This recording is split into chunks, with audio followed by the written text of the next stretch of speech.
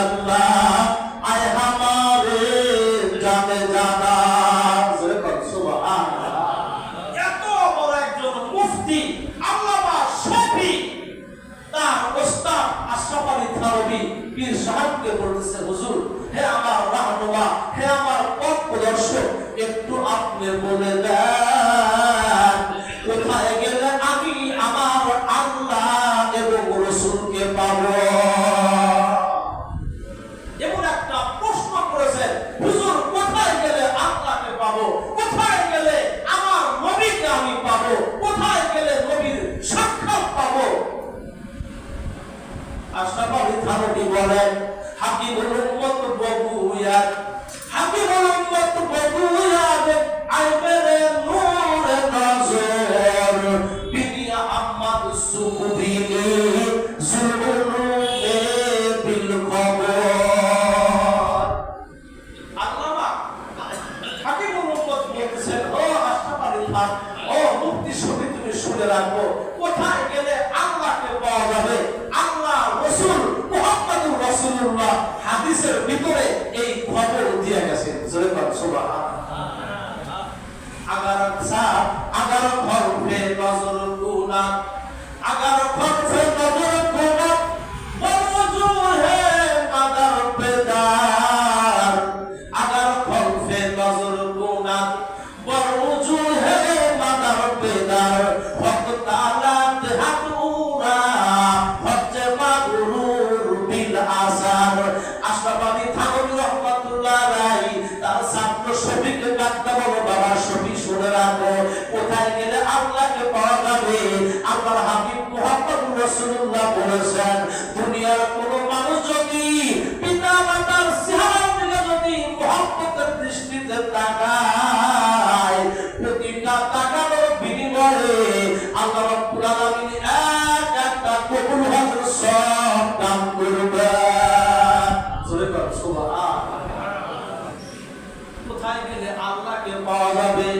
Agar সালেক নজর গুনাহ, এই যে বাংলাদেশ জামিয়াতুস সালেকিন, সালেক এটা এক শব্দ, একক শব্দ, এক বছর, আর সালেকিন বহু বছর।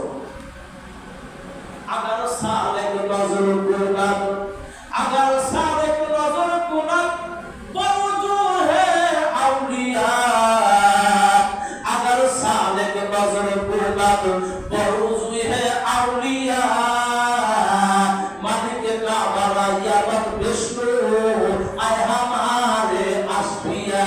বাবা শফি, শুনে রাখ, যদি কোনো আল্লাহর বান্দা বান্দি, যদি কোনো আল্লাহর বান্দা আল্লাহকে পেতে চায়, কেউ যদি আল্লাহকে দেখতে চায়, সেজন্য আল্লাহর ওলিদের চেহারার দিকে তাকায়। জোরে বল সুবহানাল্লাহ। এখন তো দুনিয়াতে কোনো অভাব নাই। আল্লাহ ওলি কারা বলে রাখবেন। আশরাফ আলী থানভী রাহমাতুল্লাহ আলাইহি লিখছেন, আল্লাহর ওলি তুমি বুঝবা কেমনে। আকসদুস সাবিল নামক কিতাবের ভিতরে লেখেন, আল্লাহর ওলি ওই সমস্ত মানুষদেরকে বলা হয় যাদের ভিতরে কোরআন এবং হাদিসের জ্ঞান আছে, যারা তাফসীর মারফুল কোরআন পড়াইতে পারে, পড়তে পারে, যারা শরীফ পড়াইতে পারে, পড়তে পারে, এবং যাদের চেহারার দিকে তাকাইলে আখিরাতের কথা মনে হয়, যার চেহারার দিকে তাকাইলে আমলের জজবা তৈরি হয়। পীর হলো ওই ব্যক্তি, সেই ব্যক্তির কথা শুনে সাধারণ মানুষগুলো, আল্লাহ বলা মানুষগুলো আস্তে আস্তে আল্লাহর সন্ধান পেয়ে যায়। ও মুসলমান ভাই, তার বাস্তব নমুনা ছিলেন আমাদের শায়েখ মুর্শিদ আল্লামা রসুলপুর রহমাতুল্লাহ আলাইহি। আমি আমার তামাই এলাকার কথা বলি, আমি আমার এই বয়সে আমার অনেক ব্যক্তিকে দেখেছি, তারা সব সময় মদ খাইতো, সব সময় গাঁজা পান করতো, মদ পান করতো, জুয়ায় লিপ্ত ছিল। এমন কতগুলো মানুষ আমার শায়েখ মুর্শিদ আল্লামা রসুলপুর রহমাতুল্লাহ হাতে হাত দেওয়ার কারণে তারা দুনিয়ায় থাকতে, তারা আল্লাহর ওলি হয়ে দুনিয়া থেকে চলে গেছে। আজকে অনেকে দুনিয়াতে নাই, কিন্তু তাদের কাজকর্মগুলো রয়ে গেছে। মনে রাখবেন, আর একটা ওলির প্রমাণ হলো যেই দরবারে হক্কানি পীর, হক্কানি উলামায়ে কেরামের যাতায়াত বেশি হয়,